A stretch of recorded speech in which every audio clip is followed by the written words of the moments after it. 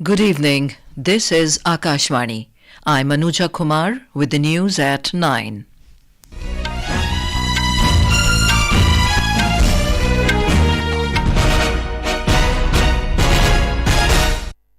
The headlines. Prime Minister Narendra Modi says government is fully committed to ensure overall development of Lakshadweep, to inaugurate projects worth 1,150 crore rupees in the archipelago tomorrow. Home Minister Amit Shah chairs a high-level security review meeting on Jammu and Kashmir. Union Home Secretary Ajay Bhalla held a meeting with All India Motor Transport Congress to discuss their concerns related to new provisions of hit-and-run cases. In Japan, 5 crew members killed in a plane collision at Tokyo's Haneda airport. In men's under-19 cricket, India defeats South Africa by 7 wickets in the third match of Trilateral ODI series at Johannesburg, South Africa. And in women's cricket, Australia won the third and final ODI against India at Wankhede Stadium in Mumbai. And now the news in detail. Prime Minister Narendra Modi today said that the centre is fully committed to ensure the overall development of Lakshadweep. Addressing the beneficiaries of government schemes at Agati Island this afternoon, the Prime Minister said the government is addressing various issues faced by the islanders, besides providing job opportunities for the youth in different sectors. Noting that modern facilities have been provided to fishermen in the islands, he said the ice plant set up at Agati near the airport will boost fish exports and immensely benefit the seafood processing sector. हमारे मछुआरे साथियों के लिए हमने यहाँ आधुनिक सुविधाएं बनाई हैं। अब अगत्ती में एयरपोर्ट के साथ साथ आइस प्लांट भी है। इससे सी फूड के एक्सपोर्ट और सी फूड प्रोसेसिंग से जुड़े सेक्टर के लिए यहाँ नई संभावनाएं बन रही हैं। अब तो यहाँ से टूना फिश भी एक्सपोर्ट होने लगी है। Tomorrow, the Prime Minister will inaugurate and dedicate to the nation projects worth 1,150 crore rupees in the archipelago. Earlier, the Prime Minister inaugurated, dedicated to the nation, and laid the foundation stone of several development projects worth over 20,000 crore rupees at Tiruchirappalli in Tamil Nadu. The projects span across diverse sectors including aviation, rail, road, oil and gas, shipping and higher education sectors. Referring to the projects of today, the Prime Minister mentioned the new terminal building at Tiruchirappalli International Airport, which will increase the capacity by 3 times and strengthen the connectivity. Central government के प्रयासों से आज भारत की port capacity और जहाजों के turn around time में बहुत सुधार हुआ है। कामराजार पोर्ट भी आज देश के सबसे तेजी से विकसित होने वाले पोर्ट्स में से एक है। अब जनरल कार्गो बर्थ 2 और कैपिटल ड्रेजिंग फेज 5 के उद्घाटन से तमिलनाडु से होने वाले इंपोर्ट एक्सपोर्ट को नई ताकत मिलेगी। The Prime Minister reached Tiruchirappalli this morning. He is on a 2-day visit to Tamil Nadu, Lakshadweep and Kerala. Union Home Minister Amit Shah today held a high-level security review meeting on Jammu and Kashmir in New Delhi. According to sources, the Home Minister directed a complete area domination and better coordination among the police, army and the Central Reserve Police Force to strengthen security. He also stressed the need to boost and strengthen the local intelligence. The meeting comes in the background of recent terror attacks in Poonch and Rajouri areas of the Union Territory.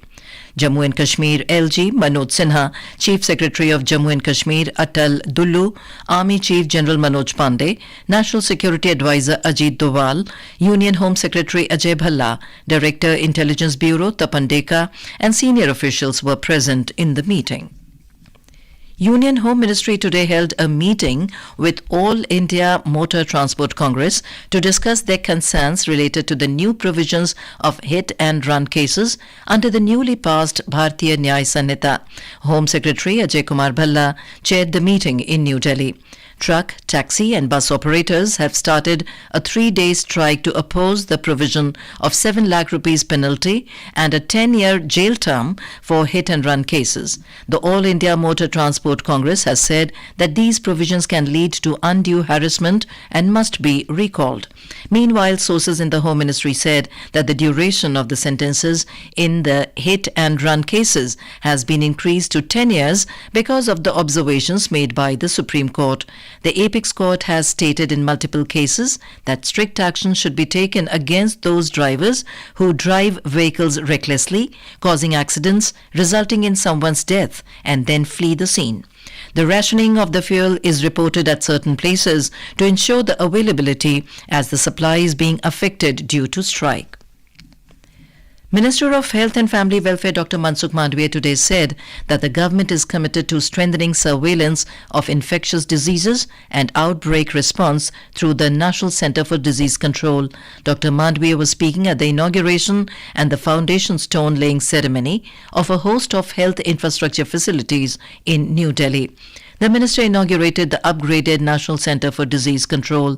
He virtually laid the foundation stone for the regional branch of National Centre for Disease Control in Assam and 6 state branches in Haryana, Tamil Nadu, Karnataka, Odisha, West Bengal and Mizoram. Speaking about the Ayushman Bharat Health Infrastructure Mission, Dr. Mandavia said that the government is making massive strides in creating a robust healthcare system. He further said that pandemic preparedness and disease surveillance anchored in strong healthcare systems are crucial to ensure better protection from major disease outbreaks. Talking about the regional branches, Dr. Mandavia said that the branches will help in combating diseases with regional variations. देश के विविध भाग में विविध district में surveillance में कोई disease आया, लेबोरेटरी में कोई डिसीज आया, ज्यादा डिसीज दिख रहा है, कोई ऐसे सिम्टम वाले लोग आए, उसकी लेबोरेटरी में टेस्ट हो गया, तुरंत ही हो दिल्ली में पता चले, एनसीडीसी के हेडक्वार्टर पर पता चलना चाहिए कि यहाँ कुछ ऐसे वायरस, ऐसे बैक्टीरिया दिख रहा है जो देश में नहीं। पहले पता चल जाता है तो उसका इलाज आसान हो जाता है। इलाज ढूंढने की कोशिश होती है लेकिन पता ही नहीं चले, कभी पेंडेमिक के रूप में वो बहुत बड़ा नुकसान कर देते हैं और इसलिए ये सारा व्यवस्था इंफ्रास्ट्रक्चर के लिए किया गया है। During the event, Dr. Mandavia also laid the foundation stone for 2 biosafety levels, 3 laboratories in Himachal Pradesh and Jharkhand through video conferencing. More than 1 crore people have been screened for sickle cell disease under the National Sickle Cell Anemia Elimination Mission. Union Health Ministry in a statement said that the mission endeavours to screen 7 crore population in 3 years. Sickle cell disease is a genetic blood disease which affects the whole life of the affected patient. It is more common in the tribal population of India but occurs in non-tribals too. The National Sickle Cell Anemia Elimination Mission was launched on 1st of July 2023. The program is being carried out in a mission mode for screening, prevention and management of sickle cell anemia in all tribal and other high prevalent areas. The Department of Telecommunications has brought 37 more products under simplified certification scheme from the 1st of January this year. This will reduce the time taken for certification from 8 weeks to 2 weeks and promote ease of doing business. These products include media gateway, IP security equipment, IP terminals, optical fiber and transmission terminal equipment among others. With this, the total products under the scheme have now gone up from 12 to 49. This is Akashvani giving you the news. For quick news updates around the clock, follow us on our Twitter handle at AIR News Alerts. Union Minister of State for Health and Family Welfare Dr. Bharti Pawar said that the aim of the Viksit Bharat Sankalp Yatra is to ensure that benefits of the central government schemes reach citizens in every corner of the country. Dr. Pawar inaugurated the Chitra Rath of the Viksit Bharat Sankalp Yatra in Shinganapur village in Kolhapur district of Maharashtra. On this occasion, she also interacted with the beneficiaries of various schemes.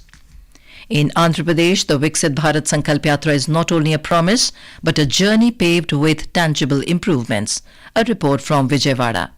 Viksit Bharat Sankalp Yatra is continuing its successful journey across the state of Andhra Pradesh. In a span of 45 days, the Yatra has reached more than 24 lakh citizens across 7,100 Gram Panchayats and urban areas in the state. Nearly 20 lakh individuals have taken Viksit Bharat Sankalp and over 33,000 beneficiaries of central government schemes have shared their experiences under Meri Kahani Meri Zubani. Around 10 lakh people have been screened under health camps, 70,000 My Bharat volunteers registered and 40,000 women beneficiaries have been registered for Ujjwala gas connection. In 5,400 villages, 100% Ayushman Bharat cards have been distributed and in 3,900 villages, 100% digitalization of land records took place. With each passing day, the Yatra continues to draw an overwhelming positive response from the public. This is Allu Murali for Akashvani News, Vijayawada.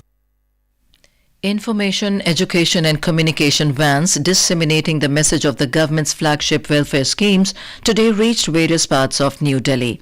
Our correspondent reports that many camps have been organized at Sonia Vihar in northeast Delhi, in which people are being given information about the government schemes like Ayushman Bharat Yojana, PM Ujjwala Yojana and Aadhaar Service Centre.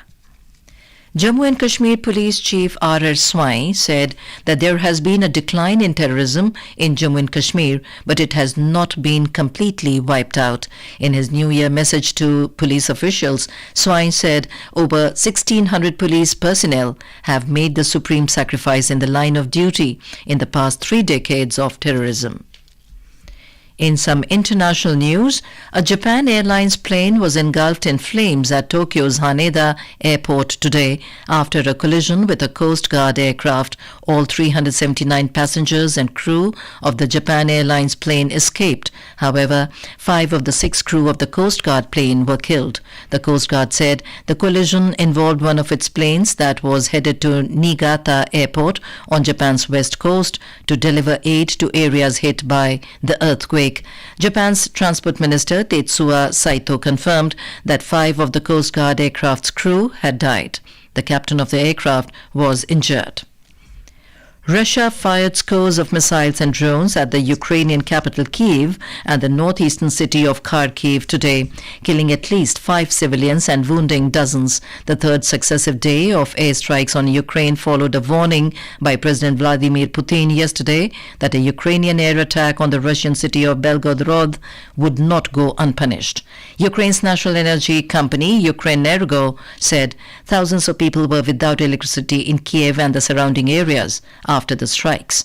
Kiev authorities said missiles caused fires in a supermarket building, houses and a market. Strikes in Kharkiv wounded over 40 people and damaged multi-story buildings. On the other hand, Poland today scrambled 4 F-16 fighter jets to its border with Ukraine to protect its airspace. In sports, in men's under-19 cricket, India defeated South Africa by 7 wickets in the third match of the Trilateral ODI series at the Old Edwardians Cricket Ground in Johannesburg, South Africa. Arshin Kulkarni scored 91 runs. South Africa were all out in 46.1 overs for 240 runs. Earlier, India under-19 won the toss and opted to bowl. In women's cricket, Australia defeated India by 119 runs in the third and final ODI at Wankhede Stadium in Mumbai. For Australia, Phoebe Litchfield scored 119 runs and Aliza Healy 82 runs to place a target of 339 runs for India. Back home, cold to severe cold conditions are likely to continue over Punjab, Haryana, Uttar Pradesh and North Rajasthan during the next 2 days. The India Meteorological Department, IMD, has forecast dense fog conditions over Himachal Pradesh, Madhya Pradesh, Bihar, West Bengal, Odisha and Sub-Himalayan West Bengal. And now, before we end the bulletin, the headlines once again.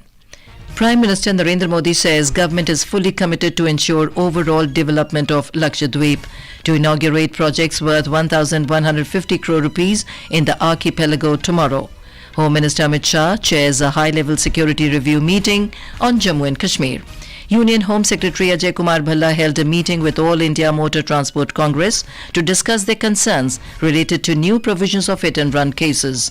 In Japan, 5 crew members killed in a plane collision at Tokyo's Haneda airport. In men's under-19 cricket, India defeats South Africa by 7 wickets in the third match of Trilateral ODI series in South Africa. And in women's cricket, Australia won the third and final ODI against India in Mumbai. That is all in the news at 9. Good night.